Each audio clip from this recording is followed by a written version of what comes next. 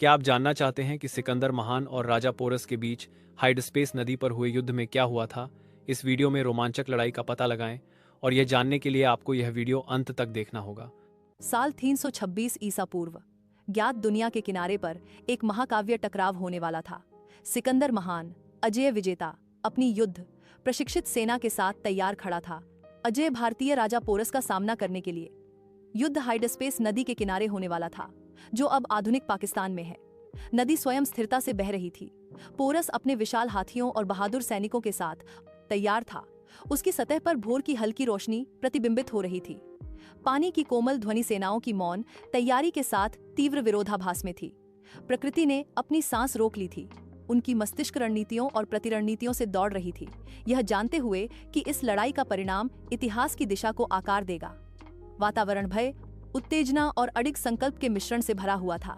एक महाकाव्य टकराव के लिए मंच तैयार कर रहा था, जिसे सदियों तक याद किया जाएगा। जैसे ही सिकंदर ने नदी के पार देखा, हवा में तनाव घुला हुआ था। हाइडस्पेस नदी तेजी से बह रही थी और उसकी लहरें आने वाले संघर्ष की चिंता को प्रतिबिंबित कर रही थीं।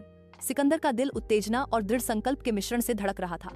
उसे पता था कि यह युद्ध उसकी रणनीतिक प्रतिभा और तेजना, उसके सैनिकों के संकल्प की परीक्षा लेगा।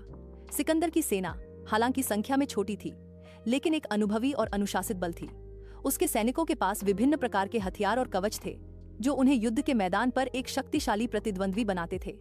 मैसेडोनियन फालानक्स का मुख्य हथियार सरिसा था, जो लगभग 18 से 22 फीट लंबा भाला था। इससे मैसेडोनियन सैनिकों को दुश्मनों पर दूर से हमला करने का महत्वपूर्ण लाभ मिलता था।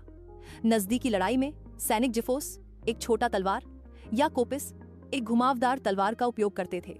प्रत्येक सैनिक के पास एक बड़ा गोल ढाल होता था, जिसे एस्पिस कहा जाता था, जो दुश्मन के हमलों से सुरक्षा प्रदान करता था। सैनिकों ने कांस्य हेलमेट, ब्रेस्ट प्लेट और ग्रीव्स, पिंडली गार्ड पहने थे, जो उन्हें युद्ध में सुरक्षा प्रदान करते थे। कवच को सुरक्षात्मक और लचीला दोनों तरह से डिजाइन किया गया था, जिससे गतिशीलता बनी रहती थी।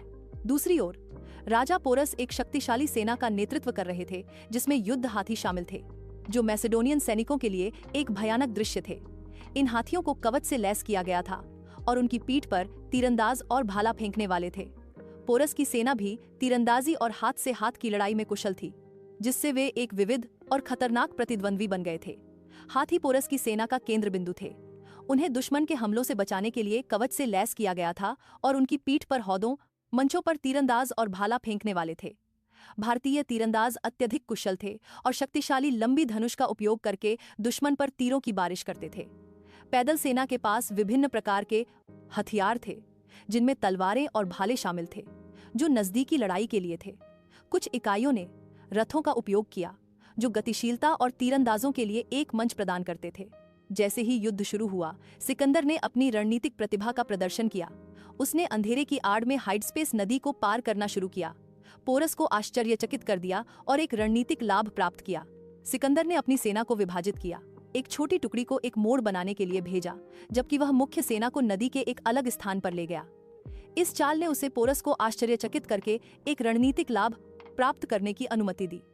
मैसेडोनियन फालानक्स ने स्थिरता से आगे बढ़ते हुए अपने भालों को एक साथ आगे बढ़ाते हुए भारतीय पैदल सेना को पीछे धकेल दिया। युद्ध के दौरान कई महत्वपूर्ण घटनाएं हुई, जो इस संघर्ष को और भी रोमांचक बनाती हैं। जैसे ही सिकंदर की सेना ने नदी पार की, भारतीय तीरंदाजों ने उन पर तीरों की बारिश शुरू कर दी।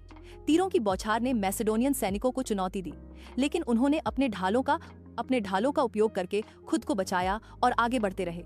सिकंदर ने अपने घुड़सवार सेना को आदेश दिया कि वे भारतीय रथों को निशाना बनाएं। रथों की गति और तीरंदाजों की सटीकता ने मैसेडोनियन सैनिकों को कठिनाई में डाल दिया, लेकिन सिकंदर की रणनीति ने उन्हें रथों को नष्ट करने और भारतीय सेना को कमजोर करने में मदद की। हाथियों के बीच अराजकता फैलने के बाद भारतीय सेना में भ्रम और भय फैल गया।